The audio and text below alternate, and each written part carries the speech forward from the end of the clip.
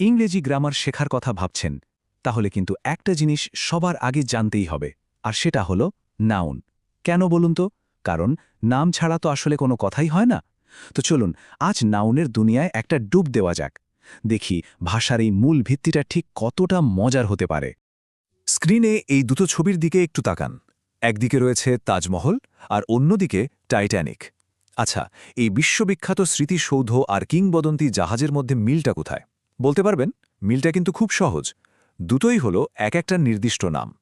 আর জানেন, গ্রামারের ভাষায় এই নির্দিষ্ট নামগুলোকেই কিন্তু বলা হয় প্রপার নাউন। বাহ, পেয়ে গেলাম আমাদের প্রথম সূত্র। আসলে যে কোনো নাম বোঝায় এমন শব্দই হলো নাউন। আর এই প্রপার নাউনের দারুণ কনসেপ্টটা দিয়েই আজকের আলোচনাটা শুরু করা যাক। তাহলে আজ আমরা কি দেখব? আমরা একদম ধাপে ধাপে এগোব। প্রথমে বুঝে নেব নাউন আসলে কি। তারপর দেখব প্রপার আর কমন নাউনের মধ্যে পার্থক্যটা কোথায়। এরপর কালেকটিভ, ম্যাটেরিয়াল আর অ্যাবস্ট্রাক্ট নাউনের মতো আরও কিছু মজার ভাগ দেখব। আর সবশেষে যা কিছু শিখলাম তা একটু ঝালিয়ে নেওয়ার জন্য থাকছে একটা ছোট্ট প্র্যাকটিস সেশন। তাহলে আসল কথাটা কি দাঁড়ালো? খুবই সোজা।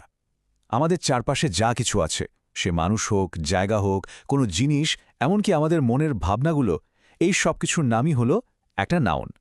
মানে সোজা কথায় নাম মানেই নাউন, ব্যাস। আচ্ছা, এবার নাউনের একটা খুব মজার ভাগে আসা যাক। কখনো খেয়াল করে দেখেছেন কিছু নাম হয় একদম নির্দিষ্ট, আবার কিছু নাম খুব সাধারণ? চলুন তো একটু তলিয়ে দেখা যাক এই দুই ধরনের নামের মধ্যে আসল পার্থক্যটা ঠিক কোথায়। এই যে দেখুন, পার্থক্যটা কিন্তু একেবারে পরিষ্কার। যখনই আমরা কোনো নির্দিষ্ট ব্যক্তি বা জায়গার কথা বলবো, ধরুন রবীন্দ্রনাথ বা তাজমহল, ওটা হলো প্রপার নাউন। আর এটা চেনার সবচেয়ে বড় উপায় কি জানেন? এটা সবসময় ক্যাপিটাল লেটার দিয়ে শুরু হবে।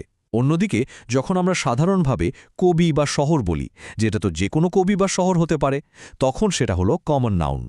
এই টেবিলটা দেখলেই ব্যাপারটা পুরো জলের মতো পরিষ্কার হয়ে যাবে।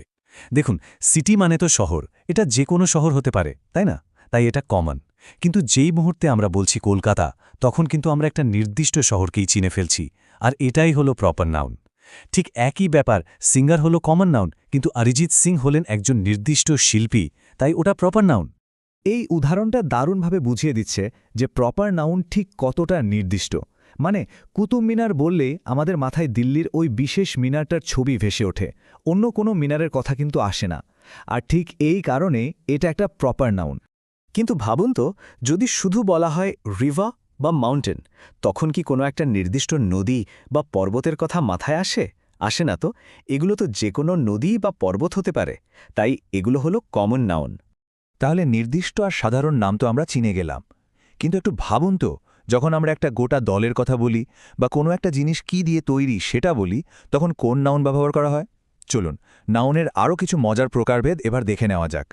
যখন অনেকগুলো জিনিস বা ব্যক্তি একসঙ্গে মিলে একটা দল তৈরি করে আর আমরা সেই পুরো দলটাকে একটাই নামে ডাকি, তখন সেটাকে বলে কালেকটিভ নাউন। যেমন ধরুন 11 জন খেলোয়াড় মিলে হয় একটা টিম, বা অনেকগুলো পাখি যখন একসঙ্গে ওড়ে তখন আমরা বলি এক ঝাঁক পাখি। মানে সদস্য অনেক কিন্তু নাম একটাই। এটাই হলো এর মজা। এই ছবিগুলোর দিকে তাকালেই বোঝা যাবে আ ফ্লক অফ বার্ডস। এখানে দেখুন অনেকগুলো পাখি আছে, কিন্তু তাদের পুরো দলটাকে আমরা একটাই শব্দ দিয়ে বোঝাচ্ছি, ফ্লক। ঠিক একইভাবে আ হার্ড অফ এলিফ্যান্ট, এখানেও হার্ড শব্দটা হলো একটা কালেকটিভ নাউন। কালেকটিভ নাউনের দুনিয়াটা কিন্তু আসলেই দারুণ। একবার ভাবুন তো, মৌমাছি ঝাঁককে বলা হয় সোয়ার্ম, আকাশে অগণিত তারার সমাবেশকে বলা হয় গ্যালাক্সি, আর অনেকগুলো জাহাজ একসঙ্গে থাকলে তাকে বলে ফ্লিট। ভাবা যায় এ এক একটা শব্দ ভাষাকে কি অসাধারণ করে তোলে। এরপর আসছে মেটেরিয়াল নাউন, আর এর কনসেপ্টটা কিন্তু খুবই সোজাসাপটা। কোনো জিনিস যে পদার্থ দিয়ে তৈরি, সেই পদার্থের নামটাই হলো মেটেরিয়াল নাউন। যেমন একটা আংটি তৈরি হয় গোল্ড বা সোনা দিয়ে, আর একটা চেয়ার তৈরি হয় উড বা কাঠ দিয়ে। এখানে এই গোল্ড আর উড হলো মেটেরিয়াল নাউন। আচ্ছা, এমন কি কিছু জিনিসের নাম হতে পারে যা আমরা চোখে দেখতে পাই না বা হাত দিয়ে ছুঁতেও পারি না? হ্যাঁ, অবশ্যই পারে। আর এগুলোকেই বলে অ্যাবস্ট্র্যাক্ট নাউন। মানে এমন কিছু নাম যেগুলোকে আমরা শুধু মন দিয়ে অনুভব করতে পারি বা চিন্তা করতে পারি। যেমন ধরুন সততা বা অনেস্টি, দয়া বা কাইন্ডনেস, কিংবা ভালোবাসা বা লাভ। এই শব্দগুলোর কিন্তু কোনো শারীরিক অস্তিত্ব নেই, তাই না? এগুলো আসলে আমাদের বিভিন্ন ধারণা বা অনুভূতির নাম, আর সেই কারণেই এগুলো হলো অ্যাবস্ট্র্যাক্ট নাউন। সব নাউনকে ভাগ করার আরও একটা খুব সহজ উপায় আছে কিন্তু, প্রশ্নটা একটাই, সেগুলোকে কি গোনা যায়? এই একটা প্রশ্নের উত্তর দিয়েই নাউনকে দুটো বড় ভাগে ফেলে দেওয়া যায়। চলুন দেখি কিভাবে। পার্থক্যটা একদমই সহজ। যে নাউনগুলোকে আমরা 1, 2, 3 এভাবে গুনতে পারি, যেমন একটা বই, দুটো কলম, সেগুলো হলো কাউন্টেবল। আর যেগুলোকে এভাবে গোনা সম্ভব না, যেমন ধরুন জল বা দুধ, সেগুলো হলো আনকাউন্টেবল। আর একটা মজার ব্যাপার কি জানেন? আমাদের অ্যাবস্ট্র্যাক্ট নাউনগুলো, যেমন সততা বা জ্ঞান, এগুলোও কিন্তু গোনা যায় না, তাই ওগুলোও আনকাউন্টেবল নাউনের দলে পড়ে। আচ্ছা, নাউন নিয়ে তো অনেক কিছুই জানা হলো। এবার তাহলে সময় হয়েছে একটু প্র্যাকটিস করার, কি বলেন? দেখা যাক আমরা কতটা শিখলাম। সবাই তৈরি তো? তাহলে আমাদের প্রথম প্রশ্ন বাক্যটা হলো Rahul is a good boy.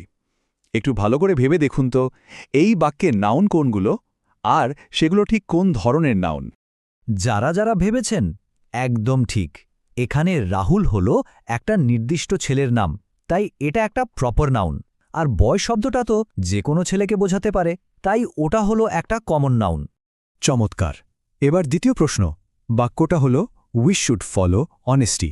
এখানে নাউন কোনটা আর তার প্রকারভেদী বা কী হতে পারে? একদম ঠিক। এখানে অনেস্টি বা সততা হলো একটা গুণের নাম, যেটাকে কিন্তু ছোঁয়া যায় না, তাই এটা একটা অ্যাবস্ট্র্যাক্ট নাউন। আর হ্যাঁ, যেহেতু সততাকে গোনাও যায় না, তাই এটা আনকাউন্টেবল নাউনেরও একটা দারুণ উদাহরণ। তাহলে আজ আমরা কি দেখলাম? দেখলাম যে নাম মানেই হলো নাউন, আর তাকে কত রকমভাবে ভাগ করা যায়। কিন্তু সবশেষে আমার মাথায় একটা মজার প্রশ্ন আসছে। আমরা তো ইংরেজি ভাষার নিয়মগুলো দেখলাম। আচ্ছা, পৃথিবীর সব ভাষাতেই কি নাউনকে ঠিক এই একইভাবে ভাগ করা হয়, নাকি তাদের নিয়মকানুনগুলো একদমই আলাদা? ব্যাপারটা কিন্তু বেশ ভাবার মতো, তাই না?